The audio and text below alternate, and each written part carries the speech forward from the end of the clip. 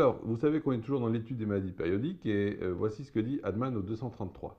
Les maladies périodiques typiques sont celles dans lesquelles un état pathologique identique à celui qui existait antérieurement reparaît à la suite d'un intervalle assez régulier de bien-être apparent. Vous notez là encore tous les mots, hein, comme à l'habitude de sa précision chirurgicale. Il s'agit d'un retour à un état de bien-être apparent, et cet état de bien-être ne peut être qu'apparent, puisque sinon il n'y aurait pas ces crises qui sont par intervalles réguliers. Et donc là, ça s'éteint à nouveau après avoir duré un laps de temps également déterminé. Ce phénomène a lieu non seulement dans les nombreuses variétés de fièvre intermittente, mais encore dans les maladies ordinairement apyrétiques qui apparaissent et disparaissent de manière périodique à des moments déterminés. D'accord? Donc, on va développer tout ça, bien sûr, mais vous avez vaguement une idée un petit peu de ce qui va être ici sous-jacent. C'est que là, l'enjeu de cette discussion, depuis le début, sur les maladies alternantes et périodiques, c'est que vous compreniez qu'il serait trop simple de demander à la force vitale de nous produire un seul et même tableau qui ne change pas, qui soit gentiment le même, etc. C'est un poil plus compliqué. Et donc l'idée, comme d'habitude, ça va être l'enjeu de savoir si vous êtes en présence d'une seule strate qui est active ou d'avoir deux strates qui sont entremêlées, chacune prenant le relais de l'autre. Maintenant que vous commencez à comprendre ces subtilités, vous vous rendez compte à quel point ceci est très fréquent.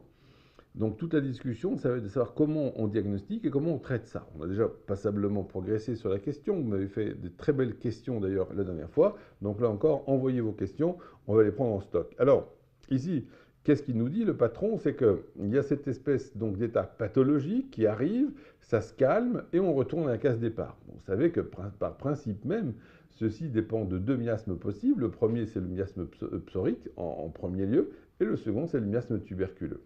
Donc, on va pouvoir déterminer beaucoup de choses si un patient nous met sous le nez des phénomènes alternants. Ça veut en dire long sur le type de miasme qui est dessous. C'est l'une des finesses encore de l'organon. Les états pathologiques périodiques se reproduisent d'une façon typique à des moments bien déterminés chez un même sujet, mais habituellement apyrétiques. Là encore, pourquoi il dit apyrétique? Là encore, c'est que c'est à une époque où on a vraiment de partout des fièvres intermittentes. Les gens ont le paludisme en Europe et les médecins de l'époque sont confrontés effectivement à, en premier lieu, ces pathologies infectieuses qui vont provoquer des poussées fébriles bien caractérisées et là encore, dans un nombre de formes qui n'est pas comptable. Si on dit fièvre intermittente, c'est une chose, mais vous savez bien que personne n'a le même aspect dans le début de sa fièvre, dans la transpiration, dans la résolution de la crise, ce que vous voudrez comme concomitant. À chaque fois, ce sont des choses différentes dans chaque cas. Mais en dehors de ces formes fébriles, donc, qui donnent le modèle général, on a des formes apyrétiques, c'est-à-dire qu'il ne s'agit pas forcément d'une fièvre et qui, dans la règle, pour ce Hahnemann, donc, ne se manifeste pas d'une manière sporadique ni épidémique. Donc là encore, vous comprenez bien, on est en présence de phénomènes d'alternance qui vont arriver dans un même individu et qui ne sont quelque chose qui n'ont rien à voir avec un phénomène fébrile paludien.